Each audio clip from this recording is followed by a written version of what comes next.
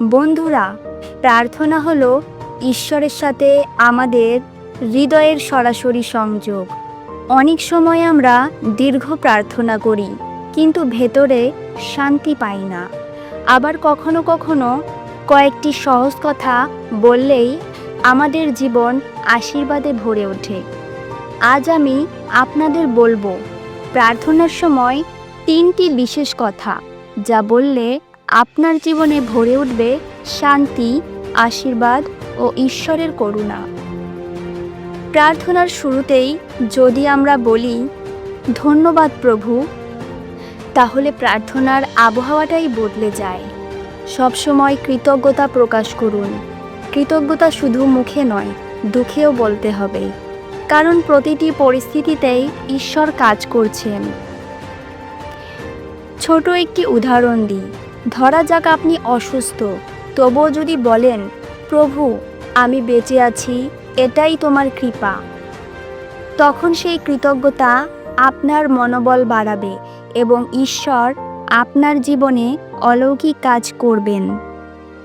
এভাবে প্রার্থনা করুন, প্রভু আজকের জীবনের জন্য ধন্যবাদ, ছোট ছোট আশীর্বাদের জন্য ধন্যবাদ। আমি শ্বাস নিচ্ছি, হাঁটছি, পরিবার আছে, সবই তোমার কৃপা। ক্ষমা করতে শিখুন। প্রার্থনার সময় দ্বিতীয় গুরুত্বপূর্ণ শব্দ হলো ক্ষমা। আমরা প্রতিদিন ভুল করি, অজান্তে বা ইচ্ছাকৃতভাবে। যখন বলি, প্রভু আমার পাপ ক্ষমা করো, তখন হৃদয় হালকা হয়ে যায়। মথি 6 অধ্যায় তার 14 পদ, যিশু বলছেন, যদি তোমরা মানুষের অপরাধ ক্ষমা করো, তবে তোমাদের স্বর্গীয় পিতা তোমাদের ক্ষমা করবেন। একটি উদাহরণ দিই। কেউ যদি আপনার সাথে অন্যায় করে, আপনি যদি ঈশ্বরের কাছে বলেন, প্রভু আমি তাকে ক্ষমা করি, তুমিও আমাকে ক্ষমা করো, তখন সম্পর্কের জট খুলে যায়। এইভাবে প্রার্থনা করুন, প্রভু আমি আজ তোমার সামনে দাঁড়িয়েছি, আমার প্রতিটি ভুল, প্রতিটি দুর্বলতা ক্ষমা করে দাও, আর আমাকে সেই শক্তি দাও যেন আমি অন্যকে ক্ষমা করতে পারি। তৃতীয় কথা, হে প্রভু সাহায্য করো। প্রার্থনার সবচেয়ে শক্তিশালী শব্দগুলোর একটি হলো, প্রভু সাহায্য করো। যখন আমরা স্বীকার করি যে আমরা দুর্বল, তখন ঈশ্বরের শক্তি আমাদের জীবনে কাজ করে। বাইবেলে 2 করিন্থীয় 12 অধ্যায় তার 9 পদে আছে, আমার অনুগ্রহই তোমার জন্য যথেষ্ট, কারণ আমার শক্তি দুর্বলতায় পূর্ণতা লাভ করে। একটি ছোট উদাহরণ দিই। জীবনের পরীক্ষায় ফেল করেছেন, কাজে ব্যর্থ হয়েছেন, সম্পর্ক ভেঙে গেছে, সেখানেও যদি বলেন, প্রভু সাহায্য করো, ঈশ্বর সেই ভাঙা জায়গা থেকে আপনাকে নতুন করে তুলবেন। সুতরাং এইভাবে প্রার্থনা করুন, প্রভু আমি একা কিছুই পারি না, আমার পরিবারে, আমার কাজে, আমার জীবনের প্রতিটি ক্ষেত্রে তোমার সাহায্য চাই, তুমি আমার পথ দেখাও। বন্ধুরা, এখন আপনার জীবনের প্রতিটি প্রার্থনায় এই 3টি কথা মনে রাখবেন। 1 ধন্যবাদ, 2 ক্ষমা এবং 3 সাহায্য করো। এসব কথা শুধু মুখের উচ্চারণ নয়, হৃদয়ের গভীর থেকে বলুন। আপনি দেখবেন আপনার জীবন ভরে উঠবে ঈশ্বরের আশীর্বাদে। আসুন প্রার্থনা করি। প্রিয় প্রভু যিশু, আজ আমি কৃতজ্ঞ হৃদয়ে তোমার কাছে এসেছি।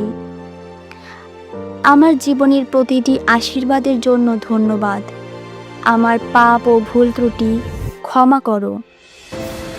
আর যেখানে আমি দুর্বল, সেখানে তোমার সাহায্য করো।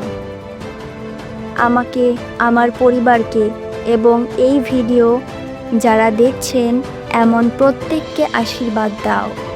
তোমার শান্তি আমাদের হৃদয়ে ভরে থাকুক। আমেন। প্রভু আমি তোমার প্রতি কৃতজ্ঞ, আজকের শ্বাসের জন্য ধন্যবাদ, খাবারের জন্য ধন্যবাদ, পরিবার ও প্রিয়জনদের জন্য ধন্যবাদ। যে আশীর্বাদ আমি দেখতে পাইনি সেই অদৃশ্য আশীর্বাদের জন্যও ধন্যবাদ। হে প্রভু, আমি দুর্বল মানুষ, প্রতিদিন ভুল করি। আমার মনের পাপ, জিভের পাপ, আচরণের পাপ ক্ষমা করো।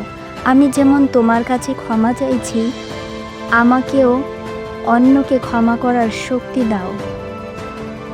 প্রভু, আমি একা কিছুই পারি না।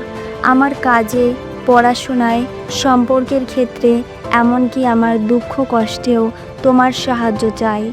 আমার প্রতিটি পদক্ষেপে তোমার আলো দিয়ে আমাকে পথ দেখাও।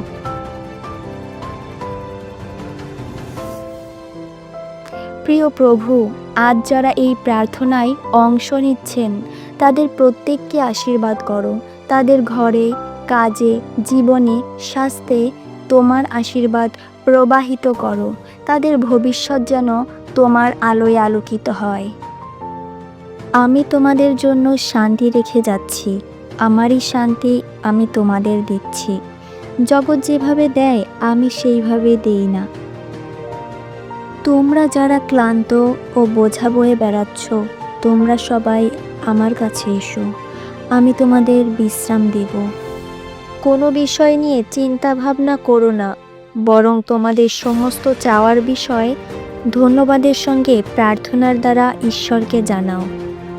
ঈশ্বর আমাদের ভয়ের মনোভাব দেননি, তিনি আমাদের এমন মনোভাব দিয়েছেন যার মধ্যে ক্ষমতা, ভালোবাসা ও নিজেকে দমন রাখবার শক্তি রয়েছে।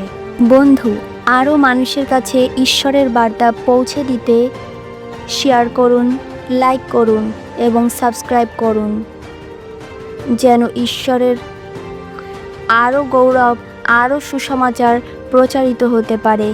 সব সময় সুস্থ থাকুন, ভালো থাকুন। ঈশ্বর আপনাকে আশীর্বাদ করুন। জয় যিশু।